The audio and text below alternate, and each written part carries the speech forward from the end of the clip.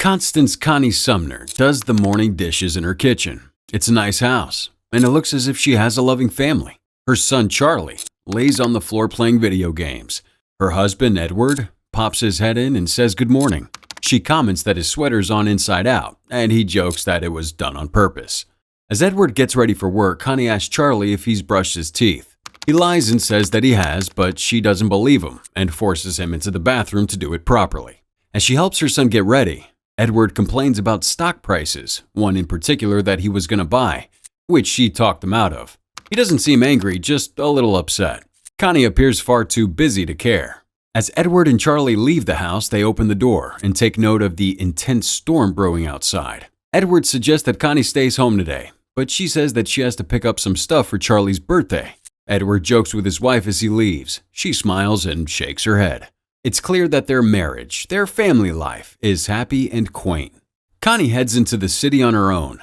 Although her shopping trip goes fine, she finds herself caught in the storm while heading home. It's ferocious, blowing an intense gale.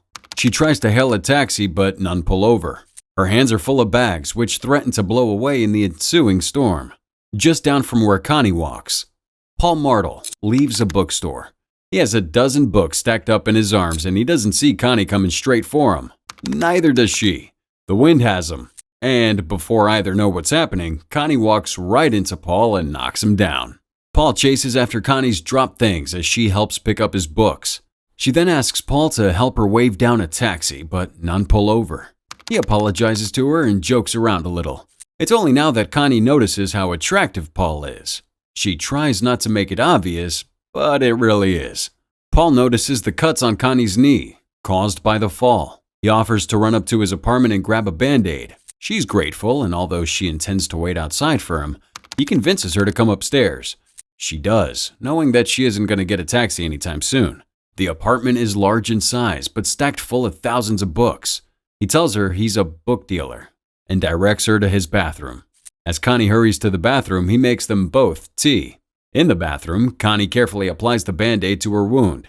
She's a little clumsy, and it's clear that she's nervous about being in this handsome stranger's apartment.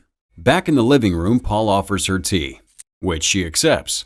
They talk for a moment, and although he doesn't say anything particularly important, Connie is more than a little enamored by his beauty. Cinema recap here. We've got a little challenge that'll take 5 seconds, and it will change your life forever. You ready? All you gotta do is like, subscribe, and hit that notification bell, and you'll receive 10 free years of good luck. It's as simple as that. Connie uses the phone to call him, telling them she'll be late. As she speaks, Paul appears beside her and puts an ice pack on her knee. His touching her clearly elicits a reaction, which Connie tries to ignore. Connie can feel the tension building between them and says that she must leave. Before she does, though, Paul offers her a book. The book is hidden among the stacks, and he directs her to it. He then asks her to read a specific passage, which she does.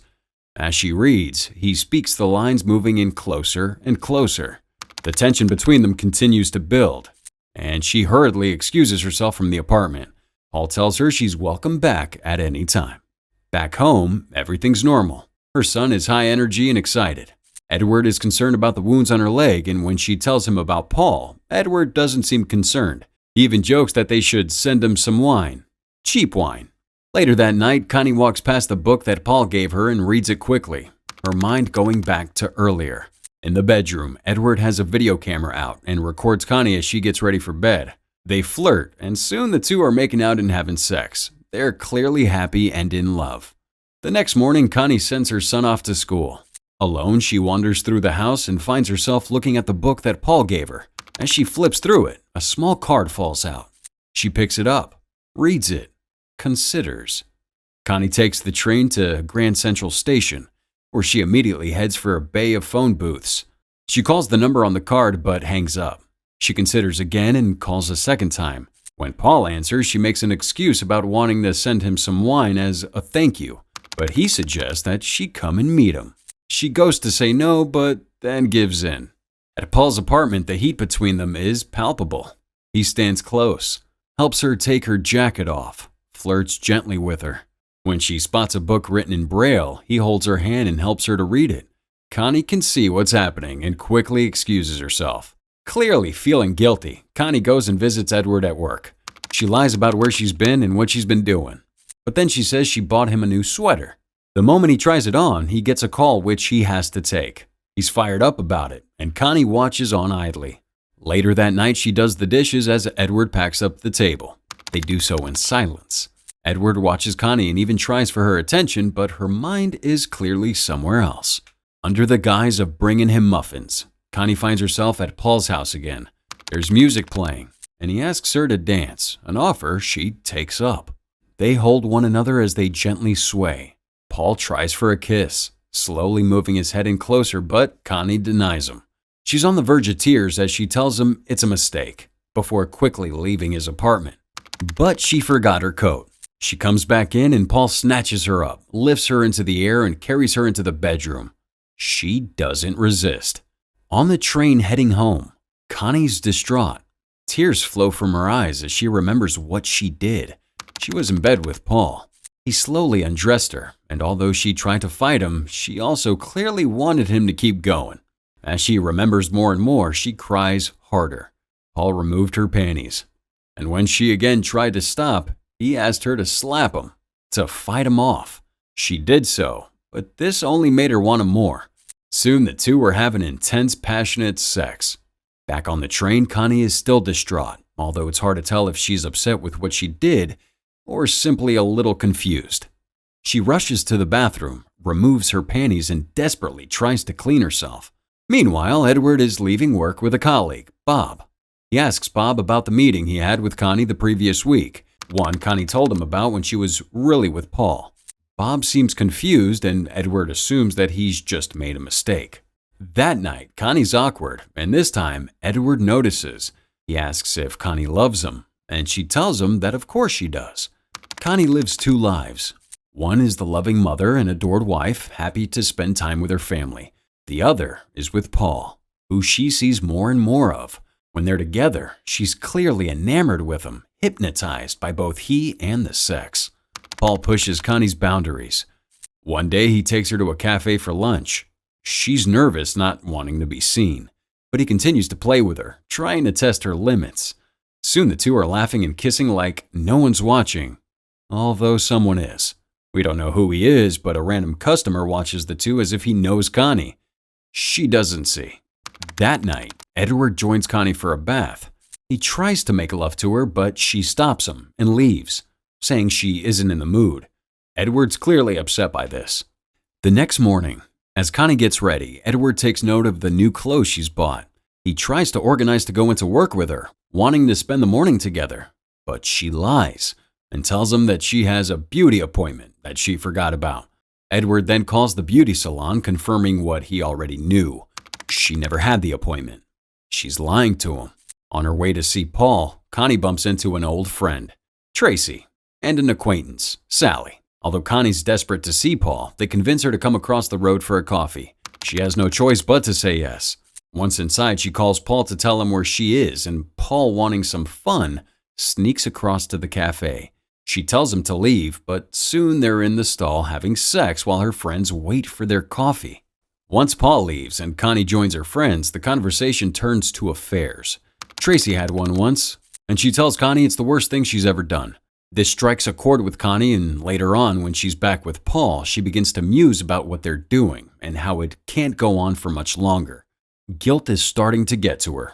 At work, Edward is forced to fire someone who works for him, the same man that saw Connie in the cafe earlier with Paul.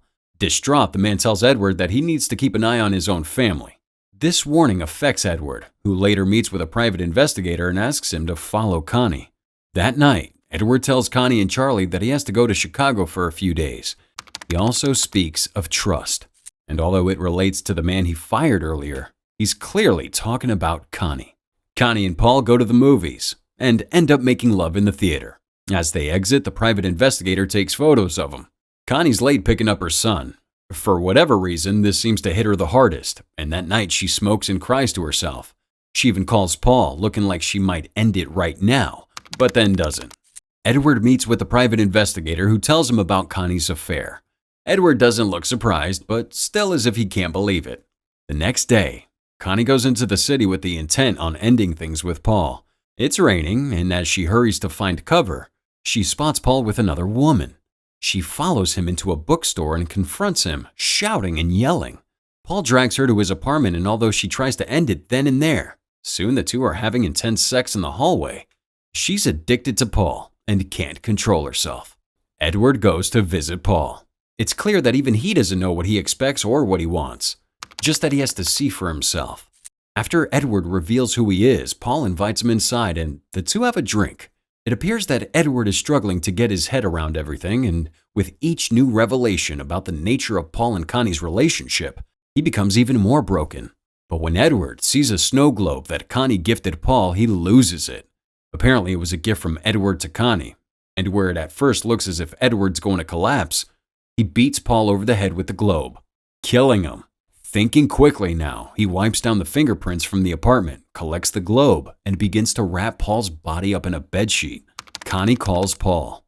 The machine picks up, but she tells him that they have to end it, that guilt is killing her, that she can't keep doing this to her family. She sounds distraught, and Edward almost looks as if he might forgive her right then and there. Edward stuffs Paul's body into the trunk of his car and then rushes to get to his son's play.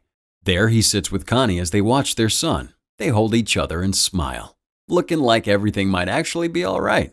That night, as Connie sleeps, Edward dumps Paul's body at a garbage site. He then takes the car to a car wash and bathes himself clean. The next morning, Edward's acting strangely, and his wife notices. He asks her if she wants to move back to the city, and she says that she likes it here. Edward looks dazed, but nods and agrees. 2 police officers arrive at Connie's house to question her about Paul.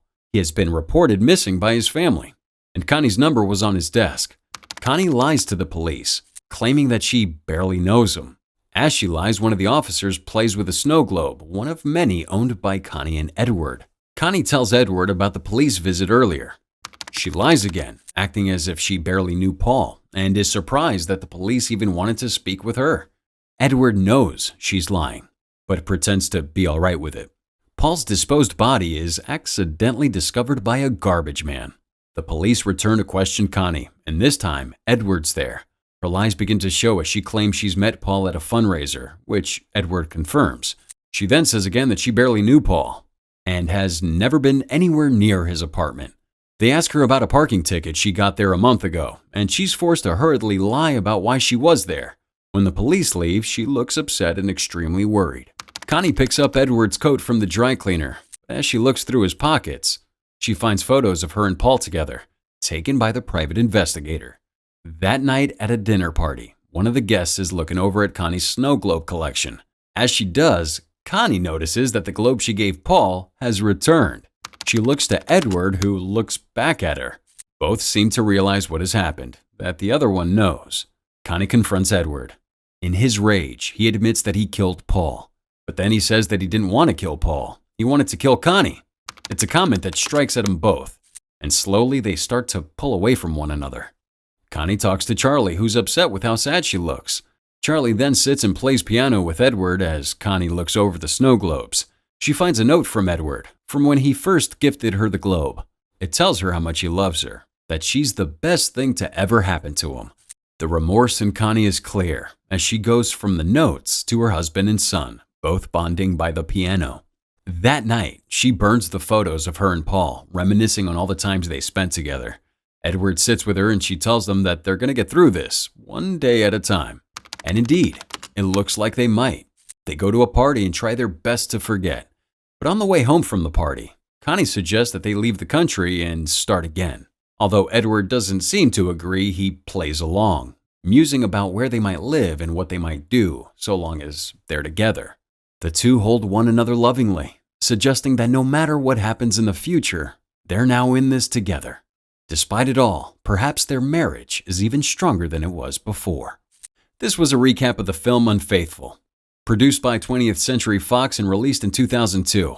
Directed by Adrian Lyne, it stars Diane Lane, Richard Gere, and Oliver Martinez. Would you be able to forgive Connie for what she did? Tell us with the hashtag #CinemaRecap in the comments.